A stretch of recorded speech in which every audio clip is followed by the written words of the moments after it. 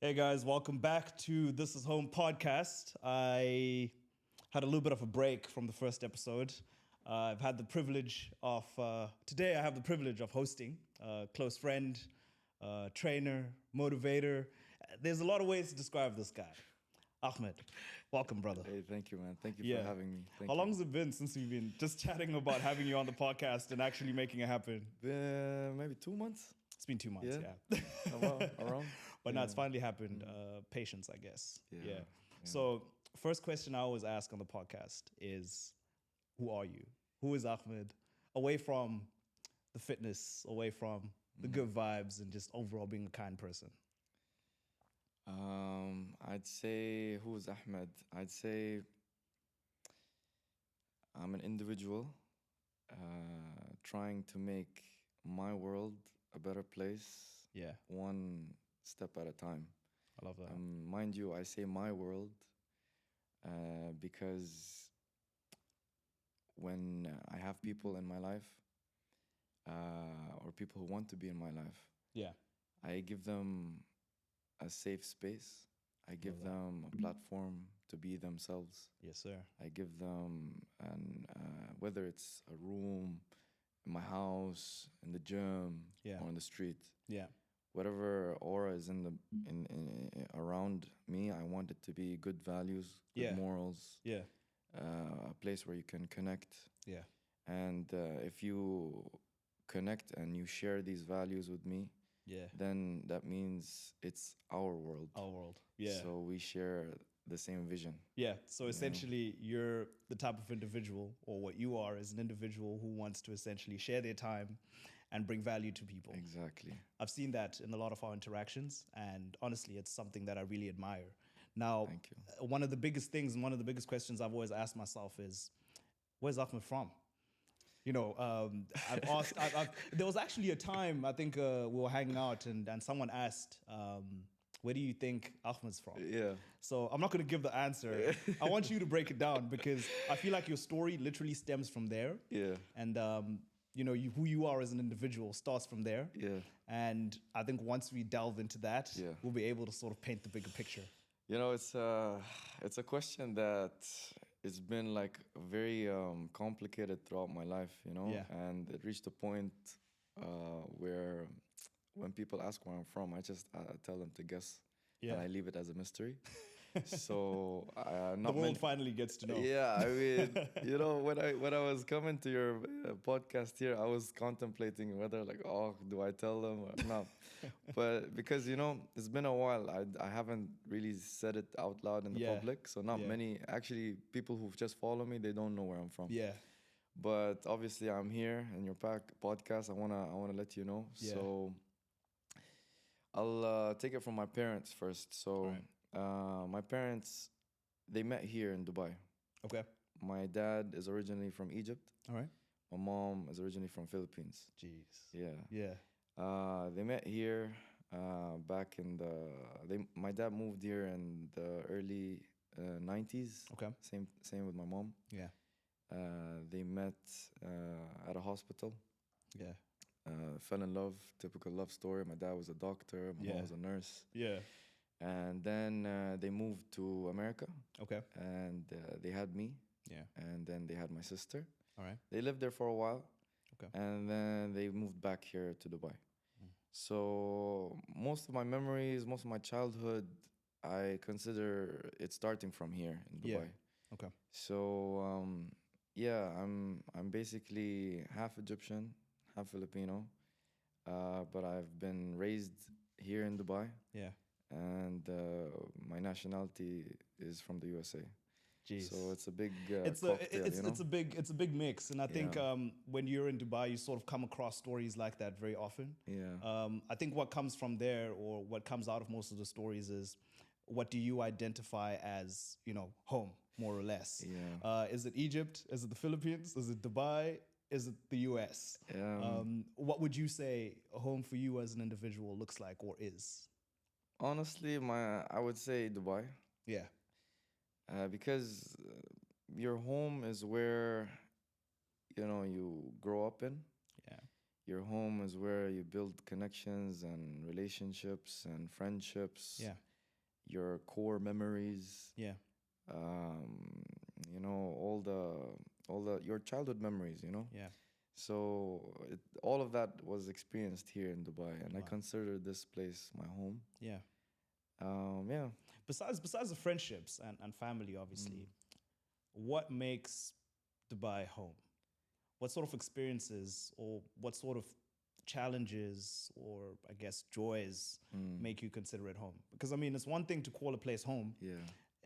and one thing to say, look, my family's here, my friends are here. Yeah. But for you as an individual, when you go back to bed Yeah. or when you wake up in the morning, what makes you say, look, I still want to be here. I still want to stay here in Dubai?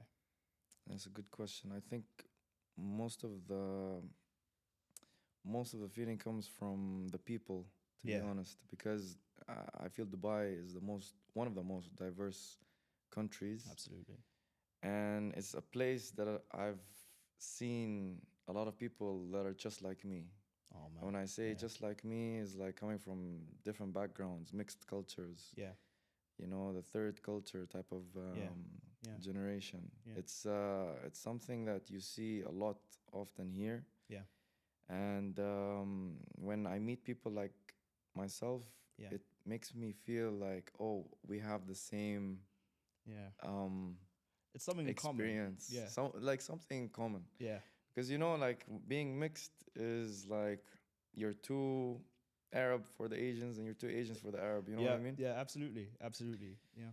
I Um, think on that, Ahmed, yeah. look, it happens a lot with, as you've mentioned, people that sort of are drawing from different cultures, right?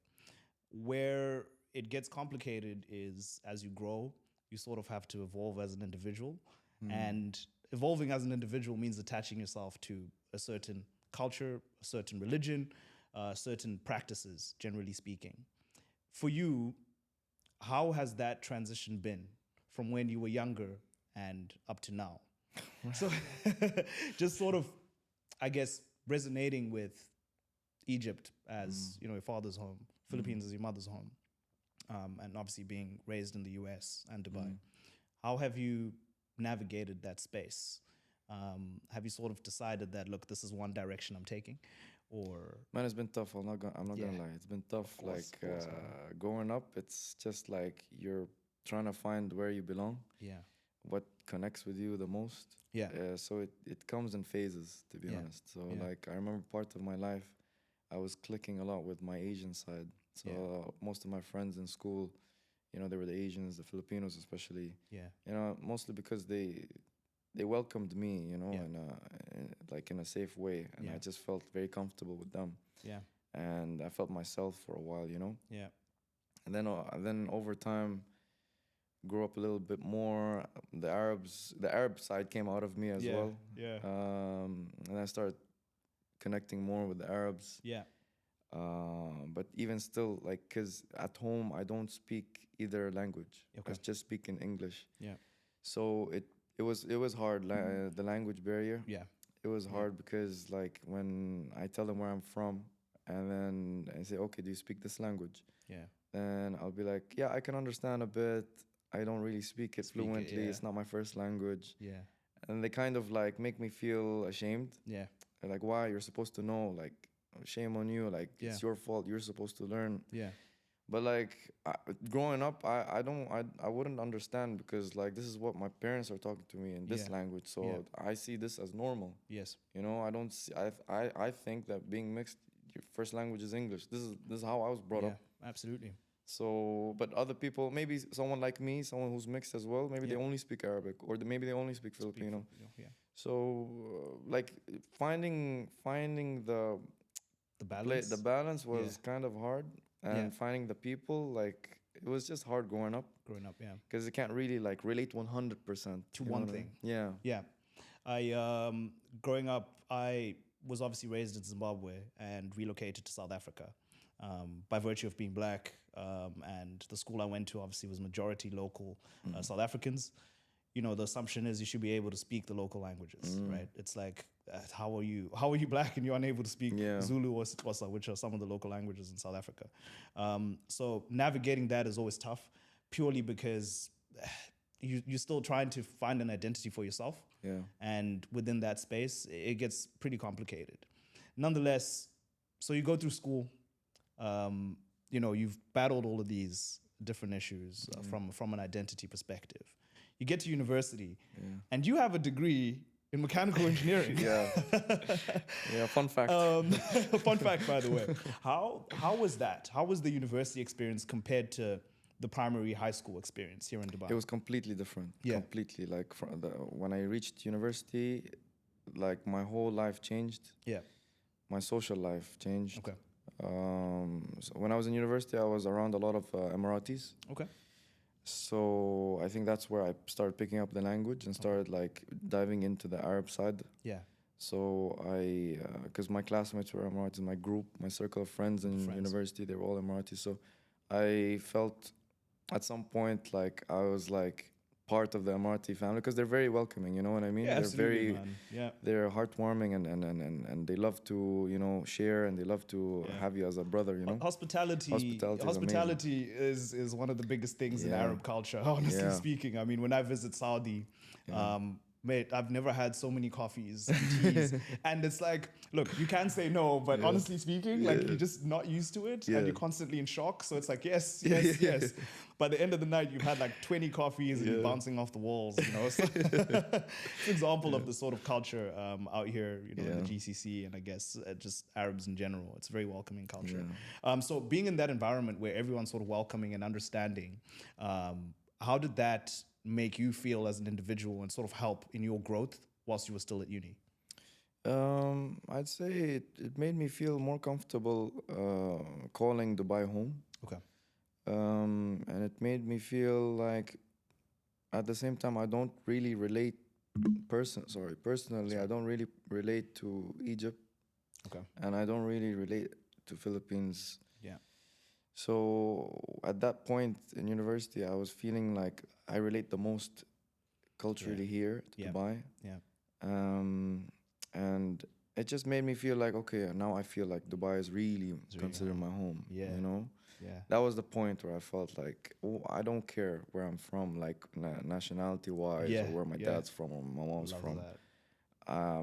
That's how they made me feel. That's how I felt, and I went with it. You know. Yeah.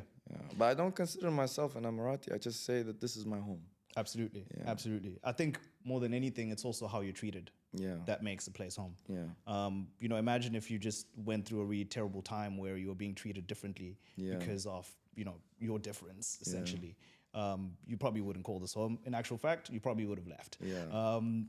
So uni ends and this is something that's very similar between African culture and Filipino culture. Yeah. Your parents are like, go to school, study, get an incredible degree. So you're either a doctor, lawyer, engineer. You went the classic route, bro. It's all of those, you know, it's all of those different occupations that they feel will give you success. It's even more so because they're expats, right? So they came to Dubai, obviously, for a better life. Yep. And what they want for you is even better. And I find that growing up, my mother wanted me to be a lawyer. She like pounded it into my head, man. When I first went to uni, my first year, I was studying law and I hated it. Second year, I dropped. But nonetheless, it just speaks to the fact that that's what parents expect of us. Yeah.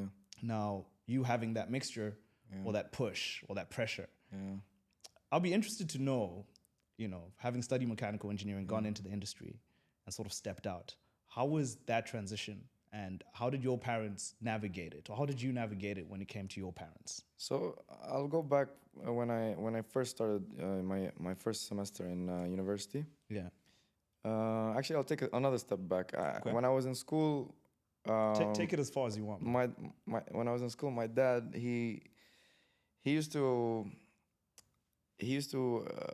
ask me, "What do you want to be?" And I told him, "I want to be like you. I want to be a doctor." Yeah. He was a neurosurgeon. And he was an amazing neurosurgeon, well respected and well loved by people, and he was helping people every day. And this is literally what I wanted to do when I grew up. But when it came to selecting universities and stuff like that, here in Dubai, there's not really a good university for medical medicine sciences? Yeah. back then. Okay. And when I was looking for a university. Yeah. And when we were looking outside of the country, I didn't really want to leave Dubai. Yeah. So my dad was like, okay, let's go to the second option, which is engineering. So it's either doctor, engineering, or lawyer. Or lawyer. So I was like, okay, let's go for engineering. I didn't really want it, but I was like, okay, at this point, let's just see how it goes. Then the question came, what type of engineering? I was like, okay, I like cars, I like engines. Let's go for mechanical engineering. Yeah. Not knowing what the hell is mechanical engineering. I was just like, I like cars. Let me go for it. Yeah. So I applied. I got in. Yeah. In my first semester finished, I was like, Baba, I want to change. I don't want to stay in engineering. Yeah.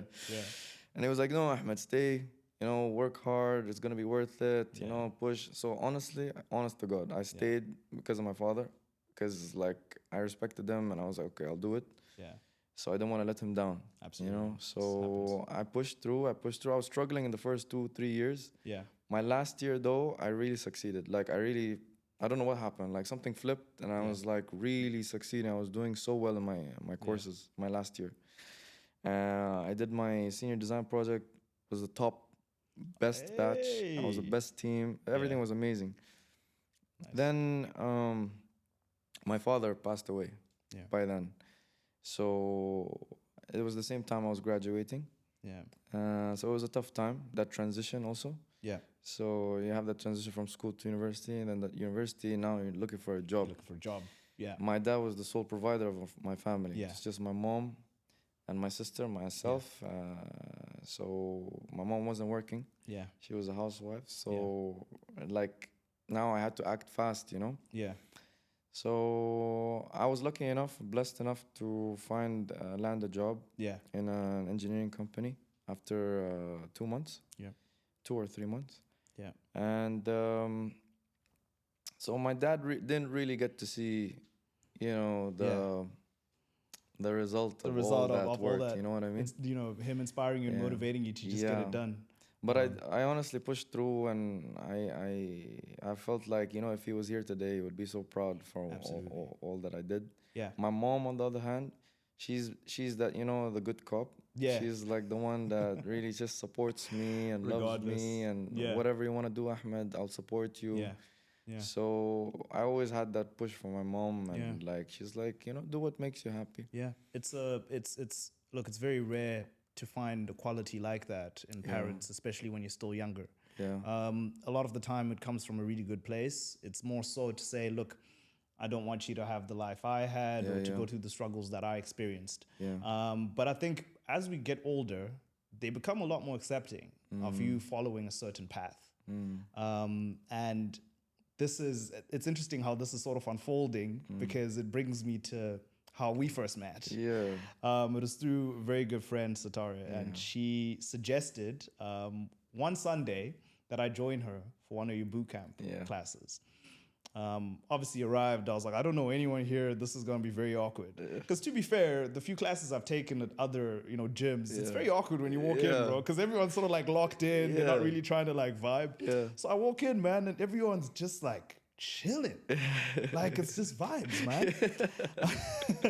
And since then, man, like I am very fond of spending time around you because it's just really good energy. And I think everyone around us, considering we're friends now, of course. Very similar in terms of mindset, very similar in how motivated they are to stay fit. Yeah. But it's interesting because from what you've studied and looking at it from a nationality perspective as well, it's not necessarily a space that you would be expected to delve into, right? Yeah. So with your background, how did you end up moving into the fitness space? I'll tell you how. So since I was in university, I was, by the way, growing up, I was not a sporty guy. Really? No. No ways, I was not athletic. I picture you like getting gold medals, like sprints and that. I got a few here and there, Okay, but it was never like my I'm killing it, and I'm the sports team, and I don't know. I was the kid in PE class. I'd be in the class making comics with my partner. I swear to God. Like enough, man. I used to do like rage comics with my Oh yeah. my partner Ahmed. That's Like amazing, man. we had a page and it was like 17K back then, bro. I was like, Hey, look at you, man. Influencer Bro, I used to vibes. sign autographs for little. That's lit. That's yeah. so lit, man. So, anyways, growing up as a kid, I was not really athletic. I was Yeah. not sporty or anything like that. I would play football, volleyball here and there. Yeah. But when I reached university, I joined a MMA fitness center, Yeah. mixed martial arts, and it took me it took me 1 year to join. By the way, I used to pass that center every day, and I would just be like, man, I want to go. No, man, I'm too shy. Yeah. Yeah. 1 year, bro. And then after, I don't know what happened. I went through, life, Yeah. Fair enough. relationships and stuff like that. Yeah. So it pushed me. I was like, I want to change. I want to do something with my body. Yeah. So I finally stepped in, and I always told myself, how I will never know, like, if I don't try. So let me just try. Yeah. What am I gonna lose? Yeah. So I went in. Receptionist welcomed me, showed me the place, showed me the facility, showed me the packages. I was like, you know what, let's do it. Let's do it. And then I did mixed martial arts. This built my discipline and built my endurance and built like how to respect other athletes and be humble. Yeah. Because MMA, bro, like when you start in, they're gonna pound you, bro. 100%. Like 100%. so you gotta like take it and respect it and be humble, And then when you reach a certain level, you give back, and it's a cycle. It's a cycle, absolutely. So I reached the level and I was good, but then I had a couple of injuries, so I stopped for a while. Yeah. Then I want to get back into it, but then I just financially it was too expensive and stuff. Okay. So at that time, and I wasn't working or having money. I was just using my family support. So I wanted to work out in the park. Yeah. In have you ever seen in the park those bars? There's a lot of those. Yeah. Dip bars, pull-up bars, and stuff like that. Yeah. So I would go on YouTube. I would be like body weight workout outside using bars. Oh, word? Yeah, and then I would just copy those exercises and I would do it, not knowing that this is actually calisthenics workouts. Yeah. So then I kept on doing it by myself. Yeah. By the way, I would go in summer. Yeah. I would go in winter, like it would. No way. Yeah, literally, it would be 45 degrees out there, hot, bro, and you're doing pull-ups. Shirtless, bro, going. I would wear gloves because the floor is like super hot. Yeah, absolutely. Then after a while, a couple of months pass. I meet a guy. His name is Felix. I'll never forget this. He was like, "Hey Ahmed, why don't you come join us? Come, I have a group. We're on the other side because the park, it was in Barsha Park. Okay. On the other side, they opened a new calisthenics bars. Come there. We're having a group workout." I was like, okay. I went with him. I meet the people there, just like how you entered my gym that day. I entered that group. I was like not knowing anybody, but the vibes were amazing. The energy was crazy. Playing music, one little speaker there. Yeah. Everyone vibing. Yeah. Hey, what's your name? Oh, my name is Ahmed. Oh, nice to meet you. My name is this. Man. What's up, bro? From that day, every day, bro. You were on it. Every day, I was on it. Jeez. A community, man. And this is the beauty of calisthenics. Like the community, there's no ego. There's no ego? If you're this level, or this level, they will welcome you, they will train you, they will help you, they'll push you. Yeah. So at that point, that was pretty much home. That was home to me, bro. Yeah. And, I have never felt this, like, feeling of family. Yeah. Like an extended family. Like, I don't have brothers, so these guys were literally my brothers. Yeah. Man. I trained with them, bro, and I stayed with them for like a couple of years. From there, and this was throughout university. And then obviously when, life happened and stuff, passing of my dad and everything, like I would take some time off. Yeah. But every time I need to go back, they're always there. They're always there for you. They're always there for me. That's incredible, man. And this feeling that I got, I was like, this is very rare. And not many people know about this feeling. You know what I mean? And when I started at some point at 2021, I had a partner at that time. We decided to do boot camps on the beach. So we started. That was where it all started. Yeah, that was back in. Very few people know that. Yeah, got an exclusive.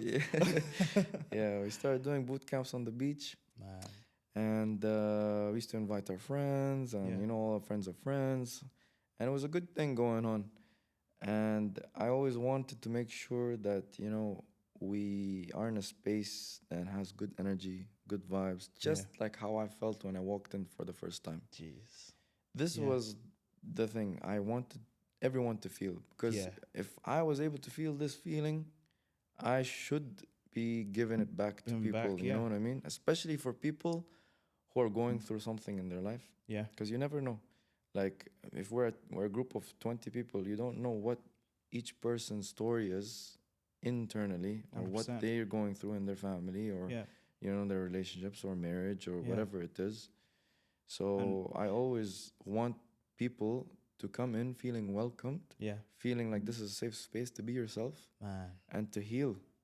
you've You know? you've really done well with that because the sense of community Yeah. within doesn't matter the class. Yeah. Whether I'm at one beat, am I Yeah. allowed to mention the names? Yeah, sure. That's sure. cool. Yeah, yeah, All right, cool. Yeah. Whether I'm at one beat Yeah. for a ride class, Yeah. or I'm at Chase for Yeah. boot camp class, Yeah. or it's the Spartan Challenge or Yeah. High Rocks yesterday. Yeah. It's unique because everyone's from different places, right? Yeah. And for a moment, or better yet, for that space of time that we're all together working out, or after when you go grab a snack, or doing ice buckets, Yeah. man, for that space of time and even after, you're just like, wow, man, this is incredible. Yeah. Because for some odd reason, for that moment, we're all chasing the same thing, Yeah. right? Which is we really want to get fit. Yeah. You want to stay healthy. And at the same time, you want to encourage and motivate the next person. Again, because you don't know what they're going through. Yeah. So, man, that feeling is really quite something. I think that's why I personally always go back. And just based off of conversation from everyone else, that's why they always go back. Yeah.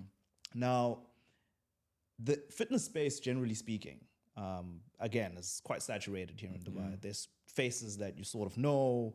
There's, gyms that you also just know off the top of your head, right? Not to say that it's geared towards a certain nationality or a certain demographic, but realistically speaking, a lot of people don't have access, right? And it's not because they don't want to. It's also just work gets in the way. You might not have the financial means. You probably stay, outside of town. How have you managed to fuse all of these different cultures and nationalities and, create a space like the one you've created where individuals from so many different places and so many different ideas of what identity is and what the expectations are? How have you managed to fuse that into one class that's so holistic, by the way?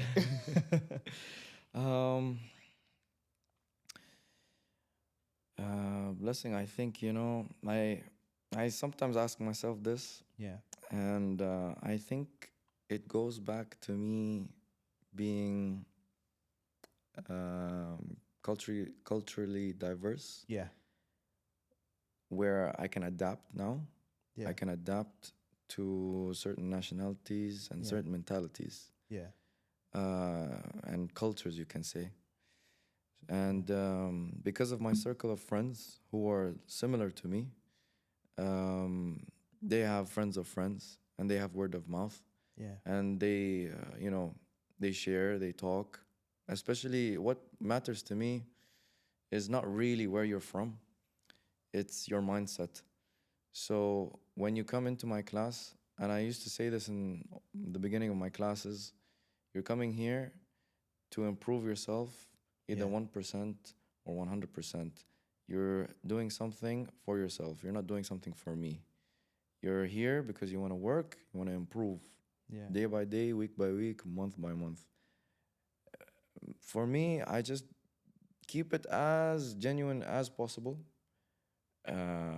If someone cannot afford and really wants to come, Yeah. I say, man, you're most welcome to come. Yeah. It's not about the money. Yeah. It's a means of letting the facility run. Yeah. Absolutely. But if one person wants to come, really is dying to come, but like maybe he's financially not, in the month, it's not Yeah. working for him, I don't mind. Yeah. What also makes the place culturally diverse is because everyone is accepting of everybody. Yeah. No one has any hierarchy or racial differences, biases. Yeah. Wherever you're from Africa, you're from Asia, you're from America, you're from Europe, Yeah. everybody meshes and everybody clicks. Yeah. This is something that you barely see in the fitness industry here. Yeah. You see a lot of people go, when you enter a random studio, you would have that feeling of like you need Other. to perform. Yeah. Like you need to perform Yeah. to impress 100%. the other people. Yeah. So that's why I'm saying you don't come here for anybody else. You enter this room for you. Yeah. Whatever you're going through. Yeah. And I feel this is what makes them more engaging, because everyone is accepting of everybody. There's no I'm from here, I'm from there. Yeah. Because I eliminate this from myself. I don't. When people ask me, like when people get to know me and stuff, they ask me where you from. I know as soon as I say where I'm from, they'll have an idea, and I always eliminate this. Yeah. You know, if you don't know me, like know me as Ahmed. Yeah. Know me for who I am and what I do. Yeah. What I give. Absolutely. You can know where I'm from and stuff later, you know, but establish my name, establish my identity. Yeah. Yeah. This is why when people come in, I make the room accepting of everybody. Yeah. Any sense of bad energy out. Absolutely, man. No, I think it goes even, and we spoke about this before the podcast started. Yeah. The amount of time you put even in just making sure the playlist is right. Yeah. Man, I've heard music from Morocco. Yeah, I've heard some tracks from Egypt. You know, you fuse a little bit of grime in there. Got a little bit of hip hop. Man, it's really something. This is something that my mentors taught me. You wanna give what they want to hear. Yeah. So what I do all the time in my classes, I look at who booked. Yeah. I look name by name. Oh, and nice. I see, okay, this person, I know he likes grime. This person, I know he likes rap. This person, I know he likes R&B. So I just, I cater it. I cater the workout and the playlist to all the people who book. Jeez, that's why I'm always hard on it. Guys, book. I need to know who's coming. To know what's happening. Yeah. Jeez, man. Yeah, but we're running out of studio time. Okay. So, Amy, if you could pass me my phone, I have a little something that I want to play you here. Okay. And I'm going to try to read through them very quickly. So before the podcast today, I asked the squad, Boot Gang, and people very close to you, to give me a description of you in a sentence or a word, bro. man. I'm already going to cry. So, so this is Rashad. Through Ahmed, I've come to understand that consistency is the crucial factor in achieving results. It's completely shifted my outlook on fitness, transforming it from a mere casual workout to an integral part of my daily life. I can confidently state that I now organize my day with fitness as a top priority rather than anything else because of Ahmed. Wow. I spoke to Amanda this morning, and look, man, she wanted some time to think about it. She says, this is Ahmed, right?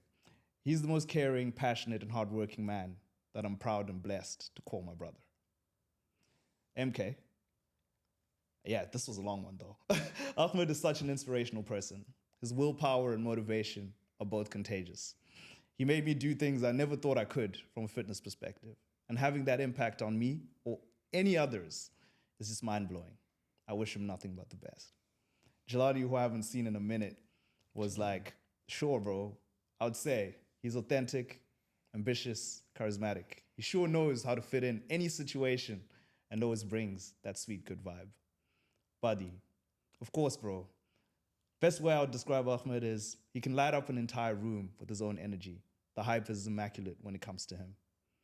Satara, my word for Ahmed is family. The dedication, the support, the way he pushes me, and the people he cares about.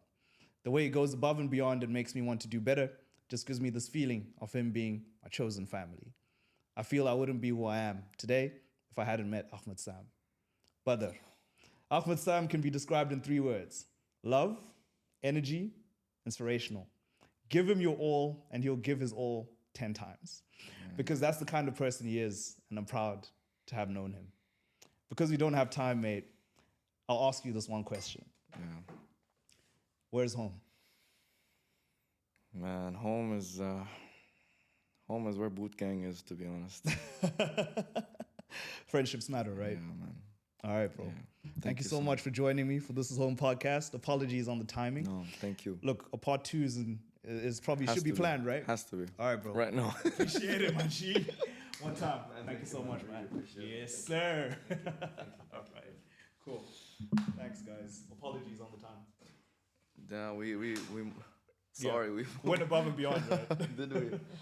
Oh, I'm man. so sorry, Amy. Sorry, Amy. Yes. Yeah.